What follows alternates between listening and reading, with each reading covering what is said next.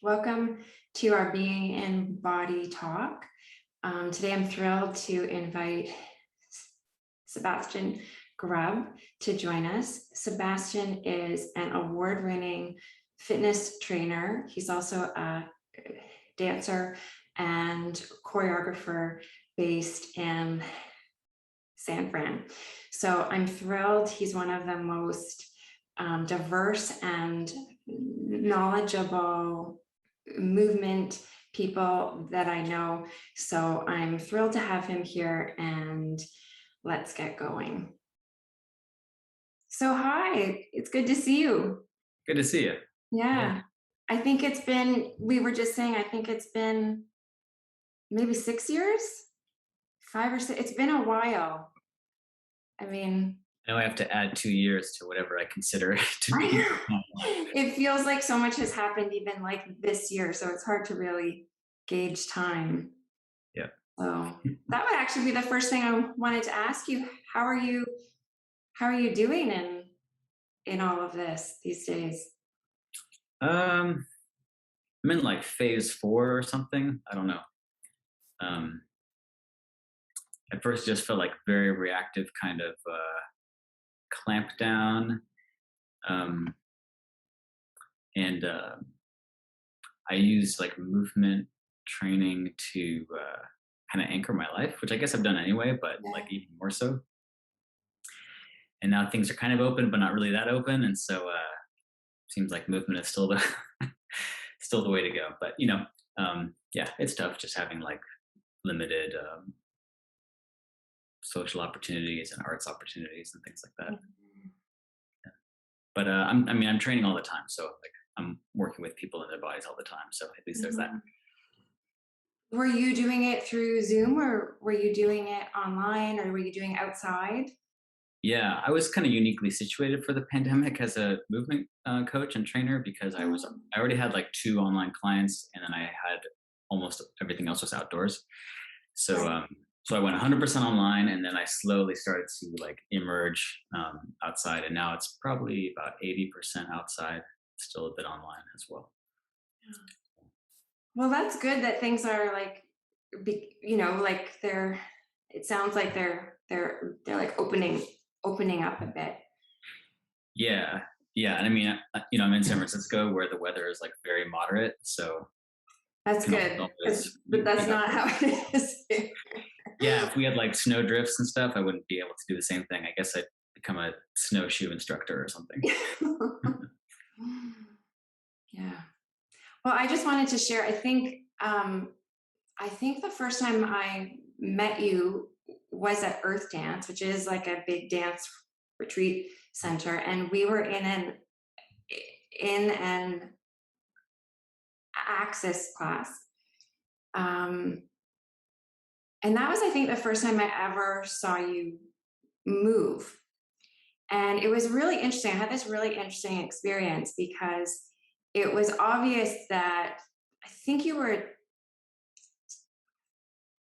teacher of Access at that point. So it was obvious that that way of moving was in you in a certain way. Um, but you also had this, how I would describe it is like amplitude or spring that just came from what I observed as being extremely fit. And so it was this really interesting integration of different ways of being able to organize in space. And also, what it looked like was real like power. And that sounds obvious, but I feel like those two worlds don't always meet.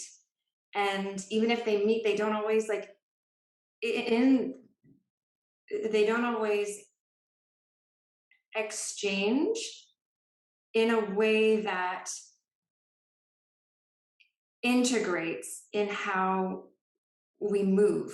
And so when I was thinking about being able to teach something online and zero in more on being able to like build strength, which I think is a huge thing. It's not like, you know, and this idea of being able to work with weights. I think the fitness industry has put it into a certain like box, you could say. And I think what has happened a bit in the mm, fitness world, dance world, like movement world, which is what we do, is we like group certain things, right? Like these ways of being able to move fit here in this box, and these ways fit in this box. And then they almost get linked to groups of people that are like in a certain group and like wear certain outfits even, right? Like all these things get grouped. And what I'm really interested is being able to kind of get all the in ingredients out and then have people be able to choose and pick and experiment. And what I saw when I saw you in that class was applied theory. Like it was obvious that you had thought a lot and learned a lot, but you had moved a lot and in different ways. And so that was why I had like asked you, because what I was thrilled about with workouts that you did was you offered us very simple things that didn't squeeze out the things that aren't that simple, which is actually a hard thing to do, right? Is to give something that is simple enough that you can begin, that you feel somewhat held, but does not reduce all the things that are going on in it.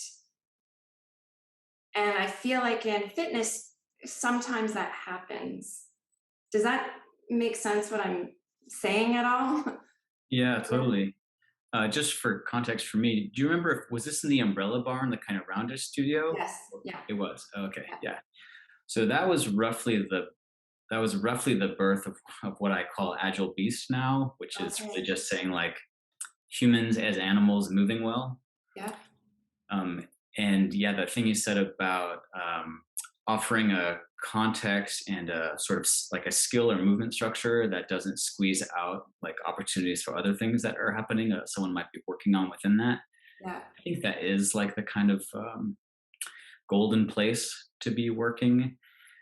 And yeah, I agree with you that a lot of the fitness world and also like other kinds of physical modality trainings or training modalities, that it is about reducing elements so that we can say like, here's the 20 skills that if you can do well, you're adept at or good at this thing. And if you can do 50 and you can do them really well, you're an expert. And then you have your title or your colored belt or whatever it is. Mhm.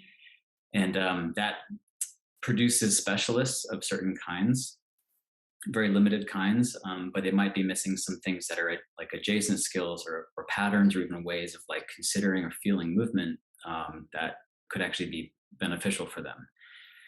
So that's I'm glad you had that experience because I do want to like do this recontextualization of what is fitness if it's a wellness practice as opposed to saying being an aesthetic practice, a youth practice, a cardio practice, like to take just like a single element and say this is what's important about this thing.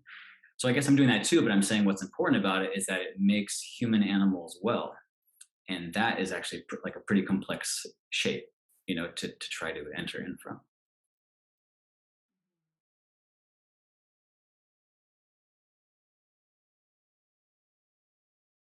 Yeah, And it I can was think more really, about that. I just don't want to no, override. no, no, that's good. I'm just like thinking about it and like taking some of that um, in, because when we think about fitness for being well, for human beings, which I think most people assume that that's what it's for,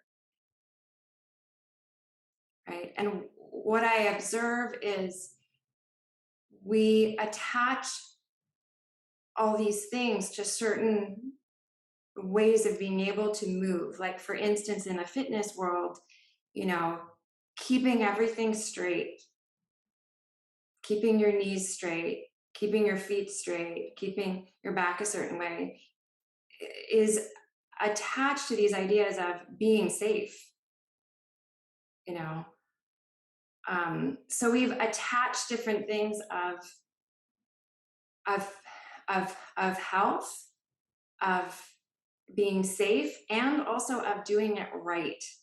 There's also a huge emphasis on, you know, to do it right, like right form, versus for me, it's like right for whom, right for what, you know, like, so for me, when like opening things up in terms of giving this space within a form for these other things to um, both exist and like emerge, because I think that when we think of exercise, we think of it as this thing to like execute, versus I often think, yeah, it's like you are doing this thing, and this thing that you do opens up other things to also happen. Things emerge in the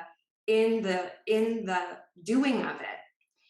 And I feel like even how we orient in the fitness world often is just to trying to like execute it, like get all these points right, and then go and then do 8 of them or 15 of them and keep it all the same, right? Versus giving some space to allow other things to emerge, which I think is being able to integrate other things. I also think for me, for the people that I work with, is that they're people. So the things that are going to emerge are these differences of shape, mood, history, feelings, like all this other stuff that's also in all of this is also being moved by how we move. Um, and so I thought I really loved the workouts that you offered us, because I did feel there was that overview of being able to build strength, and we were like doing it with weights. But I think often those two areas specifically are often taught in a way that really like edits out all of that other all of that other stuff, which for me is important in how people can improve, and also how they can feel safe. Because if feeling safe and being safe is part of being well, then I think there's a tuning in and different ways of being able to observe the change that is going on within a form that looks like you're doing the same thing over and over again. Right? Does that make sense of what I'm Yeah, saying? totally. Yeah, I think so like if you consider like, okay, human being, biological organism, evolutionary history, personal history, injuries, psychology, present day, like all of these different threads that are interacting together when someone moves. Yeah. And as a movement coach, like you're trying to improve someone's life, like in in probably like a few different ways. But you might be limited by certain aspects of those things, like these injuries, or like I only have half an hour with this person, or they haven't exercised for 3 days and today is their chance. So how do I fatigue this system, this person animal system here, movement system? And I think that makes weight training interesting. A lot of strength training with significant weights has to be done in particular ways, because there's risk involved in damaging the system, because there's all this like external load. Of course, any movement could injure someone, if they do it really badly. But so in that way, I feel like if the weight is small enough, like this is a little weight, I can do lots of different movements, which may build up like shoulder endurance, among other things, with different angles, and it can be quite complex, much more so than if I pick up like a 20-pound dumbbell. I'm like, okay, now there's only certain ways I can move and be okay. So there's this thing about like concentrated effort. Okay, this is this person's opportunity to healthfully stress their body today. Like, how do I make sure that happens? So maybe a dumbbell is a good idea for that.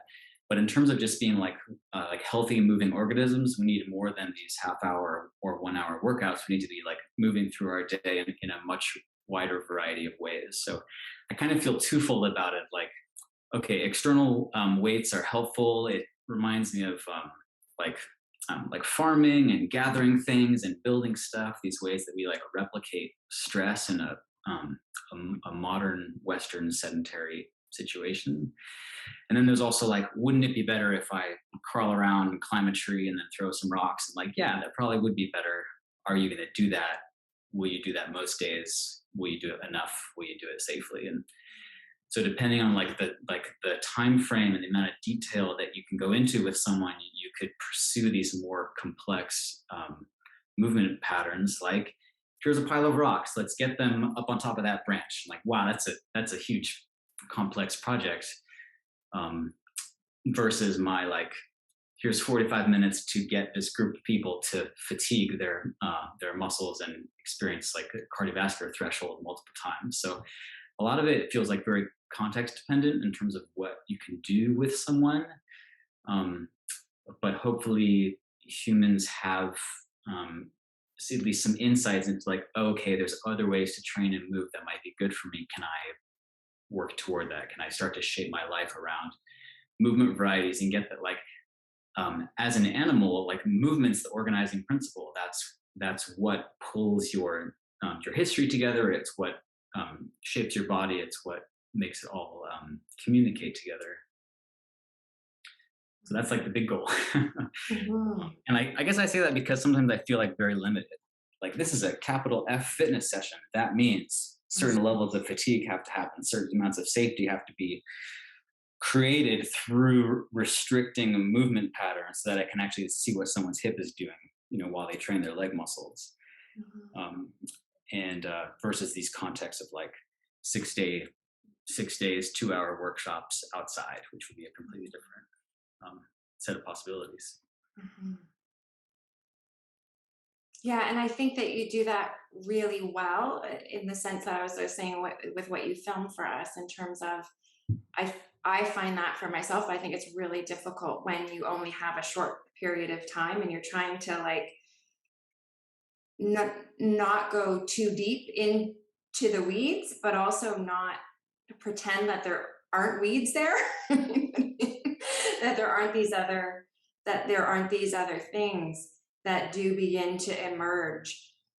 I would love to go back a bit and just hear a bit about how you got into dance and how you got into fitness, and perhaps you could share with people what you do now.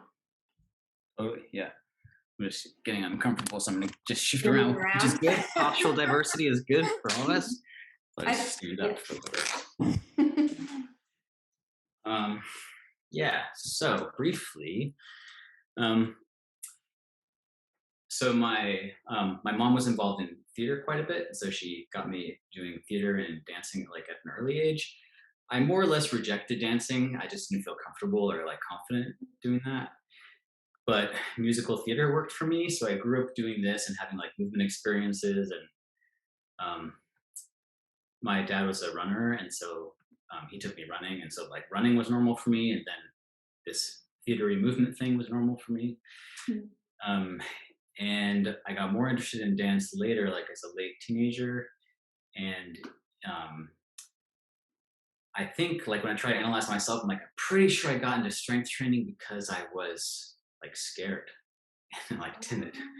So like, oh, if I'm a stronger person, then I'll be more safe. So like a way of producing, psychological safety for myself through believing in my physical ability, something like that. Um, yeah, so now I'm like a strong person, and I don't know, I still feel like a small little creature, but yeah. So strength training came into me into my life like also late teenage years, and I went to college and ended up pursuing philosophy as a degree. But on the side, I was like a total gym rat. I was really into that, and then I was like dancing all the time and performing and stuff. And so like post college with my philosophy brain, I'm like, okay, let me just like pursue fitness and dance now, and somehow bring it all together. So I finished school and then was like uh, inspired to pursue dancing, and basically took every workshop and class that I could. I met Frey Faust, daddy of Access Syllabus, and just kind of jumped in pretty hard, and then got really interested in like biomechanics and what's movement that makes you healthy, not just like big and strong, or fast, or to have good endurance, but like what are the details going on in movement. That became a pretty immediate fascination for me. And over time, just through like meeting people and like mellowing out a little bit, and having injuries, of course, it's natural, right? I get more and more interested in like how do I respond to injuries, how do I help my clients respond to different like stages of life and things like that. And so now, as I try to like bring my web of my life together, um, dance is this kind of like creative act around movement. Fitness is like how do you stress these systems to make them stronger or more resilient over time. Corrective exercise is like how do you help people who are injured or who have poor posture and need to feel better in their day, and stringing those things together. And what I hope is the right thing to do, which is this capital W wellness, and like producing wellness through movement training. So that's where I'm at now. Oh, along the way, I still perform dance sometimes, but I had like a very focused dance performance career for like 6 years, doing a bunch of national touring and some international touring and choreographing a bunch, and that gave me a lot of diverse movement opportunities, which you kind of picked up on, Erin. Just like moving many ways with different people, and also I had a 5-year contract with a contemporary dance company that had physically disabled dancers as well as non-disabled dancers in it. And so like I got to meet a lot of people with very unique body situations. um, and that was fascinating. It was really mind expanding for me of like this person is an arm amputee, but they still have all these like muscle attachments on their upper arm stub. How do we train those to help them balance out symmetrically, and other things? People who are wheelchair users and crutch users, people who have like visual impairments or are blind, and like everyone can move, and movement is good for everyone. So how to do that? So that kind of gave me this like very broad way of seeing how movement training can be adapted to individuals. So that's part of how I approach things too, is trying to think like a universal humanity, not just white people like me within 10 years of my age range in this neighborhood. Mhm. What's really interesting to me about some of those pieces is that with your schooling like background and then in dance, thinking about meaning and thinking about what we make, which I think often, sort of like what I was saying, for me, my experiences with fitness is much more about trying to like execute often. Like we don't often think about in the fitness field. There are people doing awesome work in the fitness like space, but there's skills, I would say, when you make art and you make dance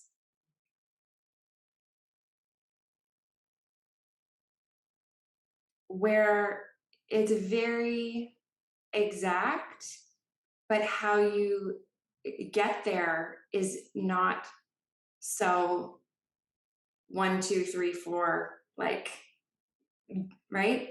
Do you understand what I'm saying? In terms of an artistic process. Yeah. And I Mm. feel like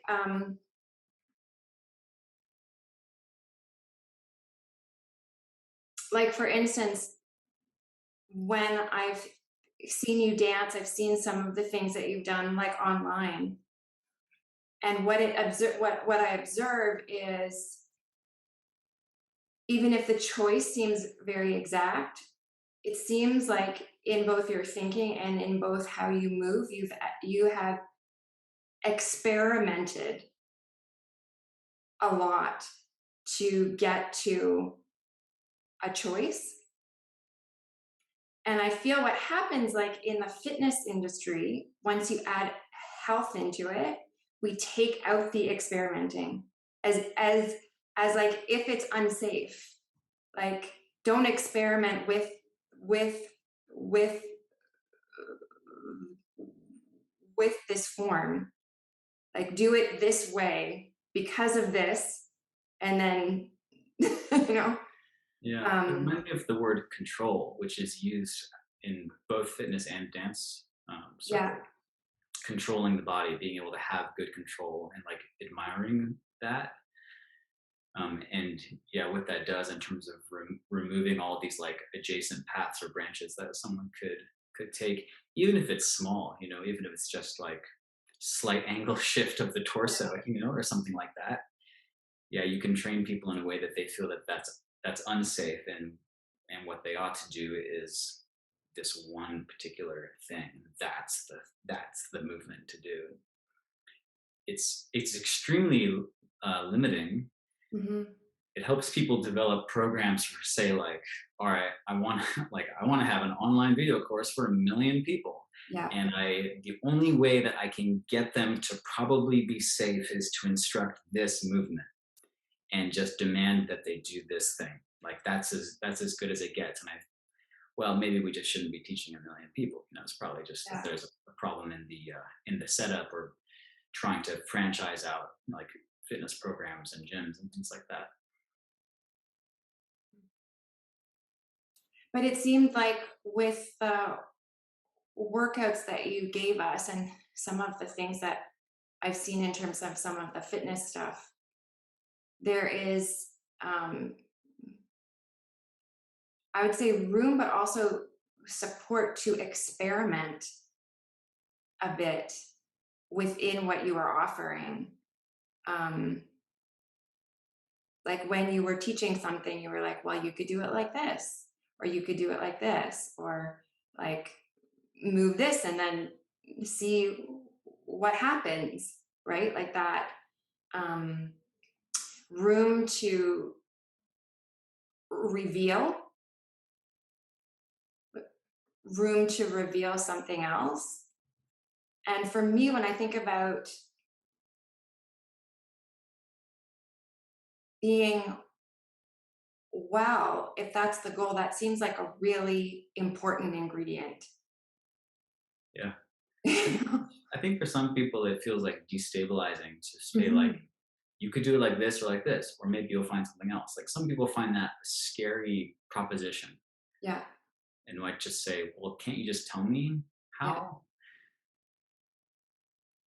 I think for me it brings up this question of like what is an expert? Is an expert like in terms of movement and bodies? Does an expert know exactly what your body does? Like no, it's impossible. They don't live in your shoulder. They have no idea what happens there. They can sort of like guess and like give some ideas, but like you have the felt lived experience of your shoulder, for example. And so training people to have, or facilitating training environments where people can develop interest in their own internal sensation and build their own knowledge of, say, like how bodies are constructed, um, and how animals move, which includes us, right?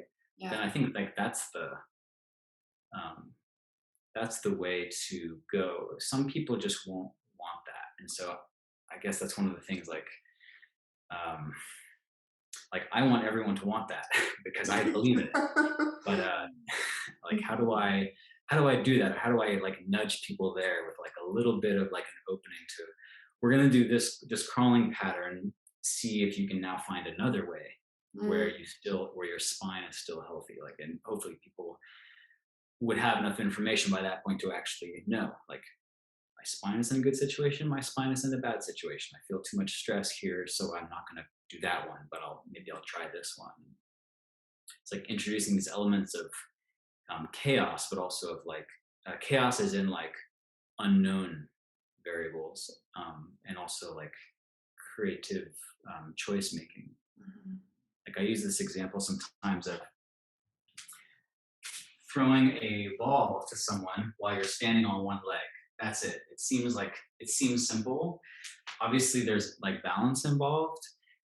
There's something about like coordination. There's like a communication with the other person, but it's also people are imprecise enough at throwing, unless they're professional jugglers, let's say, imprecise enough at throwing, especially like odd objects, not just spears, and imprecise enough at balancing that you can't know exactly the trajectory of the ball, which means the other person is in a reactive state with a small component of chaos, but it's supported because you're supporting each other, like socially as friends, let's say.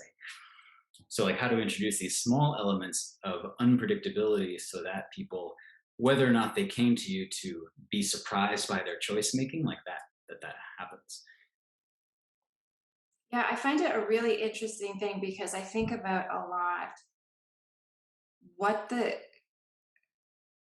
what is the like space that we enter when we like exercise versus if I was to film myself or anybody throughout their whole day as they sleep, as they get up, as they walk around, or however they move, how we reach for things. We are taking all of those different alternate routes all of the time. We're actually extremely skilled at doing that. And then something something like happens, particularly with like adults, when you get them into a group, particularly in a room to like exercise, all these other things come in of doing it right, being safe. And it's almost like all of the experience that they have being with themselves all day is like out the window. And so part of what I'm interested in is like how we can offer movement forms that respect people being able to know and be in themselves their whole life and their whole day, and being able to like choose all of the time how they reach for a glass, how they bend down, how they, right? It's like I feel like exercise is this idea that you begin at like zero, and there's no zero. It's like it's really an interaction. I always say like it is an alchemy. The whichever form I even offer, everybody's doing something completely different. Like two people can't actually do the same thing. But what's interesting to me is that often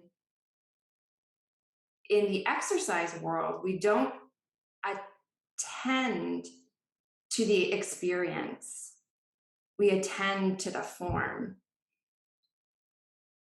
you know? And I think there's areas that changes and there's like room for that. But I think that we attend to the experience if it hurts. But there's a whole other range of things that are going on other than it hurts, right? Um, and so I'm interested to hear about mentally or how in your mind, like you're like thinking through your like different things that you've done, how your thinking has changed. Um, In terms of my own movement or helping other people both, train? yeah, both, because I think that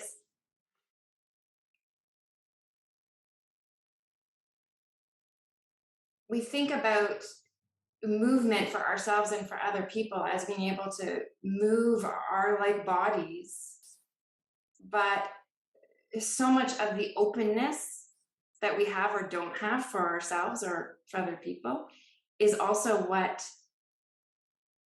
we think the body is and what we think it should be. Yeah. Yeah.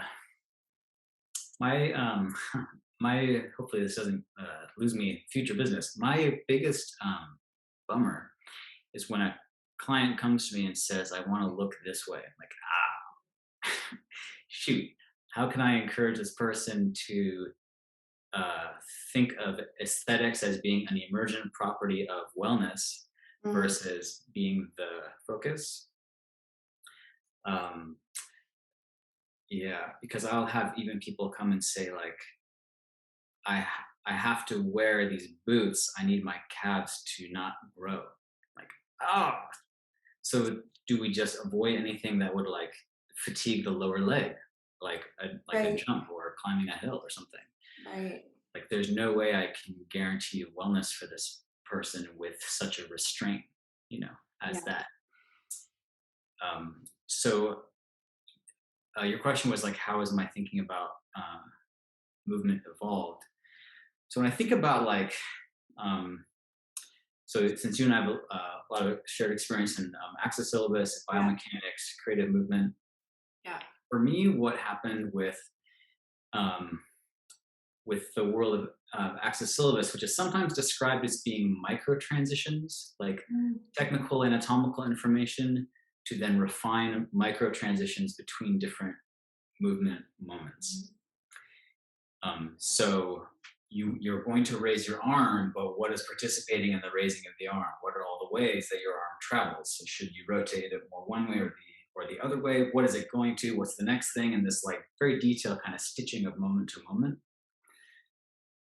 And in particular, prioritizing joint centration to balance stresses across joints and the soft tissue web that is also crisscrossing around that joint. So this thing about like, what's this kernel of movement wellness in this very it's like small, specific, small and technical way as you like observe and describe a particular moment or position or action. And then, so I've taken that, and when I was entering in, and then the first maybe 5 years or so that I was part of the active syllabus community, there was a lot of emphasis on efficiency, which people interpreted as being like low effort. What's the least amount of effort it takes to do this thing? Because isn't efficiency good to not waste energy? And I was coming from this place of like bodybuilding, powerlifting, sprinting, like, no, I want like the most energy, the most effort. And it was very alien, like within that group. Mhm. Um, so I tapered off that in order to learn this other thing about like detail and nuance and that kind of stuff.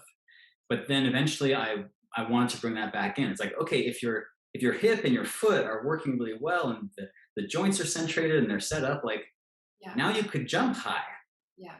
and be well, and you could do that. And actually, as an animal, you should do that as part of your spectrum of effort of like movement life. Yeah.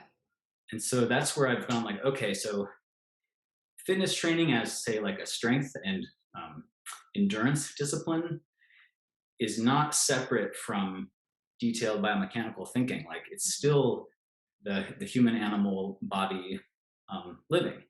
And so those things can come together. And so like when a trainer teaches um, lunging, which I now call walking crouching, and I describe it a little bit differently. Like that is part of a conversation of hip mechanics, and you sure would want your clients to know that your hip joint faces to the side and slightly forward, and it's spherical or sphere-like, Mhm. so that they could actually have success with their movement. So yeah, I think what's happened is I've had like these different elements of the movement world that I've related to, and I don't see them as being separate anymore. I see them as being like aspects of the same kernel. So that's where I'm at now. And now it's like, okay, how do I get other people to see that too? Because I think it's very freeing and reassuring to think that way and to have that knowledge and experience, and then that way of training, so that I don't have to go like, oh, dancers are those weirdos over there.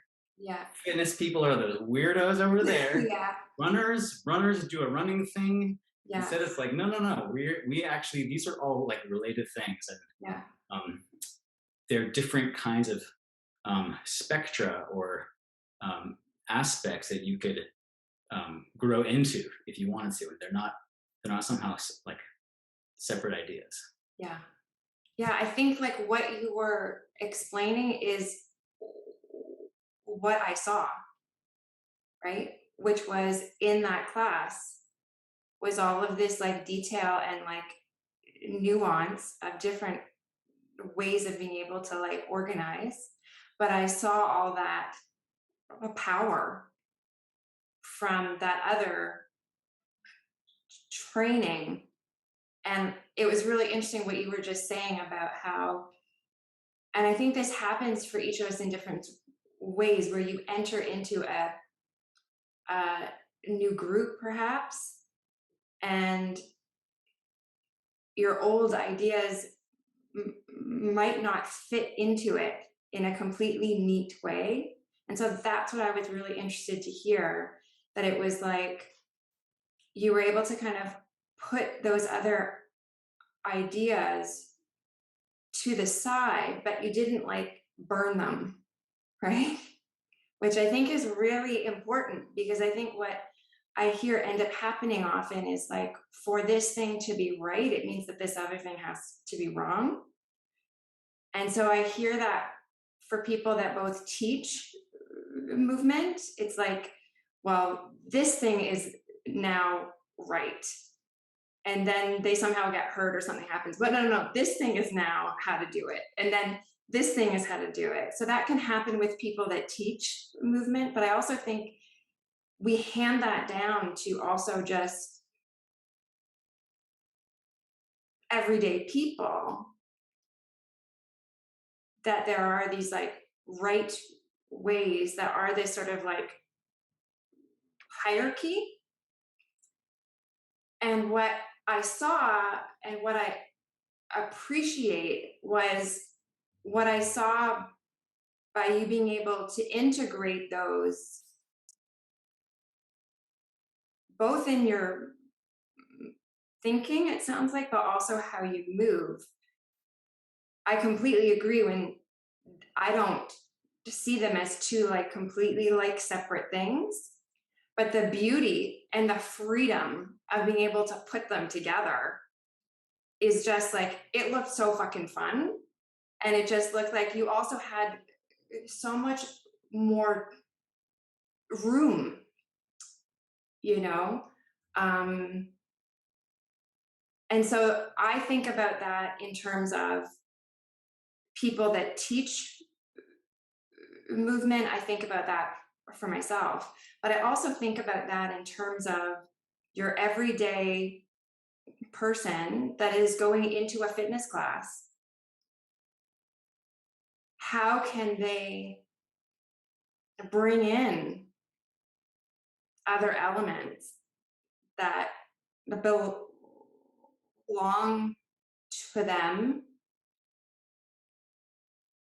and that they have gained from other areas. Like, for instance, if I have somebody that's in a class that plays an instrument, there's so much hearing and nuance that's a skill that is really, it's in a different area, but it's the same thing. It's a hearing, it's a refining. You could have that when you cook. You could have that if you write. You can have that in your interactions with other people. That hearing, that being able to adjust. So when you were describing like being able to like bring your arm up and all these different options of how you do that, the skill of being able to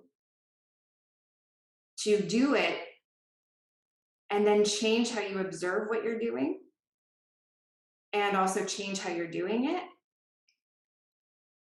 those skills of being able to like refine or make things where each time we do it, it deepens, you know what I mean? Is very interesting to me when it's paired with fitness. You know, that like that these things don't have to be on completely different ends. Like in a sense, they are the same. Like they are one thing. Like it's our ideas that split them into these different camps more than the actual thing that we are, if that makes sense what I'm saying.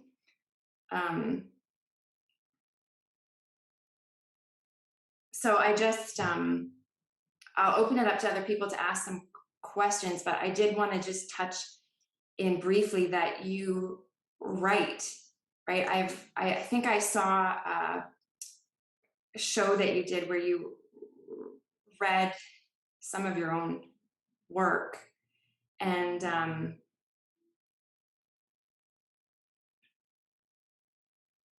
yeah, I'm bringing these things into this movement space because, as I was saying, when we make things, whether it's being able to write where you choose different words and you experiment with them and you see how they go, and then you take one out and then you put a different word in and then you see the feeling it gives you and the tone and the mood. For me, it's the same thing when we move, right? You're experimenting and being able to integrate these different ingredients, and see what you create, right? So we had just briefly through email talked about that you write and that's like a way in for you sometimes, or it's like integrated into art, or I don't know, you could share a bit more, that would be great. Yeah. So like, I mean, yeah, there's different approaches to writing, of course. But for writing to make sense, there has to be some connection grammatically and then between concepts. Mhm. So when I consider mind and verbal mind as a web of connected words that are oriented together, Mhm. I can compare it to the body as a web of structures that are oriented together, and certain things will only make sense with other kinds of things. Mhm. Something that is like um, so far removed that it's clashing would be something like dislocating your arm. Like that was definitely not the sense making for your arm. Yeah. So you didn't get the pieces talking to each other in the right way. and with like joint movement is called joint articulation. So I love the metaphor of like the body is a collaborative conversation or symphonic reality of pieces communicating together, harmonizing, selecting different notes, etc. And so in writing as well, like personally, I like to write um, in a way where I surprise myself. Like, Mhm. oh wow, I didn't know those words or those ideas were connected somewhere in me, whatever this version of me is who speaks. That's a joy for me that I look for in writing, at least creatively, in writing poetry. And I try not to edit in that space. I edit more when I'm talking about like I want to help people understand what's going on in your hip when you bend over. So so I'll write about that, and maybe this word is better than this word, and I do that kind of like front brain kind of yeah, editing and conceptual whittling. Hmm. I guess with movement, it would be if you move spontaneously, or if you move in a way that you could surprise yourself with your choice, Hmm. um, hopefully a good one that doesn't dislocate your arm, then you could also have this kind of like, wow, I didn't know that my body was connected in that way, that kind of conversation could occur, within me. Hmm. And that's really not in the fitness world, like you said, like it's not there. Like, yeah, let's move improvisationally and see if we can surprise ourselves, and then we'll go Mhm. climb this rope. Uh, And but that's just, I just think it's really interesting what we attach to what, because then if you were in a fitness space and you go, okay, begin to like improvise, it's like often things like, whoa, that's kind of like out there. But I'm thinking like how you got from your bed to the through the hallway, like you like improvised that, right? Like it's not actually something that is really different for people, but we're not aware that we're doing it, and it somehow isn't able to fit in that box. And so I just find those kinds of things interesting of what we kind of group and what we say is okay in this space and kind of not okay in other ones. So I would love to open it up for people to ask questions. Either Joe, my husband, is helping with the chat. So Joe, you could ask them, or if people are here, they can unmute themselves and ask a question. Devin, did you want to ask your question? Sure. Hopefully, I'm connected well enough. I was Yeah. just wondering if you could speak more about fatigue as either a pathway to building, whether that's strength or endurance, or as one of the building blocks. right, so fatigue means um, getting toward the edge of the ability of something to keep going. Okay, so that could be implemented in different ways with different systems of movement. So if you fatigue your muscle endurance, you actually get to the point at which it can no longer complete the same action, and that creates a kind of stress. If the stress is significant enough, you get what's called training effect, which means you would actually then build the capacity of that muscle, in this example, or muscle group, to do the thing, so that next week you could do 3% more or something like that. So fatigue, or you could think of it as positive stress in the training context, like positive physical stress that then gets a system to have this response of adapting to be able to handle that stress and be okay. So I think of that as like you create your movement training is an environment as activity, and your body is a kind of adaptation device or animal that responds to environment. So if you consistently fatigue a particular system, that system adapts to have a larger capacity, and so you just have to choose like what are the capacities that I want to adapt toward. But without fatigue, um, there's no obvious reason from your body's standpoint, and even that is like metaphorical, to actually change itself. And that's one of the issues of like just trying to be very efficient. Like if you're super efficient at something, it doesn't demand anything of you in a way that would actually then change how you are or what you can do. So sometimes with my clients, I call it calculated discomfort Mm. or short-term stress or things like that. Like we're going to agree to be uncomfortable in these ways so that we can then like grow.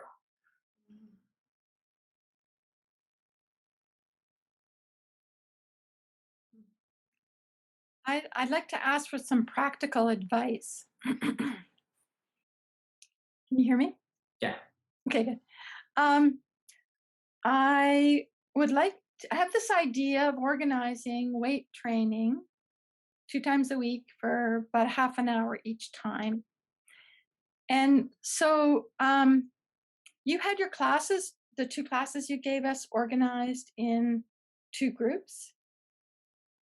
Would it be okay to do the one set on one day a week and the other on the other, or would you advise me mixing those 2 groups of exercises Yeah. each time? There are countless ways to design a training program.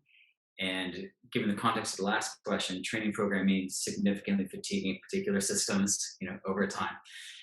So what I like to do, and this is like pretty common strategy, is that you focus on either particular movement types, like action types, like climbing hills and stairs would be a sort of action type, and you fatigue that system enough that it then needs recovery time, which might be a couple days.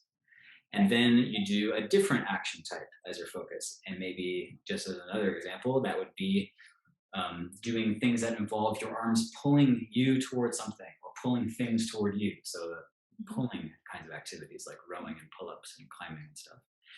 And then you give those muscle groups or that action type a few days to recover before you then tax it in a significant way again. Yeah. That being said, like, you're an animal, and I certainly see birds out my window fly every day. They never have a non-flying day. And so you could certainly, human equivalent to that would certainly be walking. You could certainly walk every day, probably even some light jogging every day. And it depends on how stressful these things are. So you have to measure the amount of stress. Right. Yeah, I would certainly be doing some movement every day of a different kind. But the weight training is new to me, so I'm just trying to and I also do better with structure, like to create a structured time that I know what I'm doing on Monday, I know what I'm doing on Thursday, but then I like to be very present and feeling it all while I'm there and changing within that, if that makes any sense. Like, so I'm just, trying to get myself a little bit organized to fall into a pattern. Then I always feel that I'm being supported by the process. Yeah, sorry, I'm thinking kind of like philosophically, metaphorically, but like very practically speaking, in simple terms, yes, you could have 2 unique days in which you are doing a strength training differently, different exercises on 2 days with a few days in between, like you said, Monday, Thursday. Yeah. That would be great. I think minimum 2 days a week is the way to go, unless you are also farming, gardening, building stuff. If these are your main strength opportunities, you need at least 2 days. You could easily go to 3 or 4 with enough diversity of like movement types. Right. So with what we're talking about now, whatever I did once a week of the one kind, I would not be doing that again until another week had passed. To start. Is that too long an interval? Like I still be doing strength training twice a week, but that exercise group would not be visited again there'd be week interval between each, Yeah. If it's new enough for you, then that's great. That gives a lot of time to recover to that or from that. But there's enough movement types that have this like strength component that you could then get a 3rd day, which also is a unique day, so that you have more frequent movement. Also like movements relate to each other. And so you might be activating a certain muscle group like every time you train, but with a different emphasis, a different speed, different Oh, right, right. angle. So I mean, it's very difficult to actually say like only this muscle works and only this angle, and that's really only helpful if like you have a acute injury or something like that. So that's not going to happen. Like I'll be using all of me anyway, like in some way. Yeah. So 2 days ago I did push-ups. Today I'm not doing push-ups, but I'm doing a plank. So my chest is still activated. My triceps are still resisting the floor. There's still ways that those exercises relate together, even with being different exercises. Right. Okay. Great. Thank you. So I just want to be mindful of our time. I think we're at the end. Thank you so much, Sebastian. Where can people find you more and work with you? I did your online like Agile Beast program. It's fantastic for anybody who is interested in both moving more but also being able to learn more. Yeah, if you could share where and how people could learn more about you and work with you. Great. Yeah, thanks. I have online video series. It's actually 17 sessions potentially. I did 3 different chunks, 3 different workshops that you can access, and those are this kind of broad frame for perspective for approaching movement training and fitness training. That website is bodywagging.dance. If you search for my name online, you'll probably find it. And let's see, I do in-person stuff in San Francisco. I do online training these days with people all over the world. And COVID willing, in January, I'll be co-leading a 3-day weekend intensive in California. So you could come visit for that. That's called Spiral Camp. So can you tell me, just before we finish, you have 2 different sites. Yep. Why is that? I know. This is the problem. Because I'm split. Because fitness is something and creative movement is something, and they don't touch. Right. That'll change. Okay, I was just interested because it was like kind of what we're all kind of talking about. So I thought it was kind of interesting. But they're actually like both great, and you can like learn. Yeah, so I'm marketing to 2 different cultures. Yeah, for sure. So Sebastian.fit is fitness people. Bodywagging.dance is creative movement people. Right. And I have some people who cross in between, and I wish everyone would. So hopefully it will not stay bifurcated like that. Yeah, cool. Well, thank you so much for both this talk and also what you were like doing for us. I got so much great feedback from your workouts. People really, really, really, really had fun. That's the other thing I just want to say is all of your things are super fun. Like you are great at being like super serious in the like thinking, but it's really fun for anybody that's interested in doing his things. They're like really fun. So just wanted to add that because that isn't always the case. Some of the things that you go to like really learn sort of deeper material can be pretty dry. So just wanted to share that for those that are interested in being able to learn more. It can be fun. It can be Nice. fun. I'm so glad. Thank you. So, okay, thanks so much, everybody. We'll see you soon. Thank you. That was great. Thank you. Bye.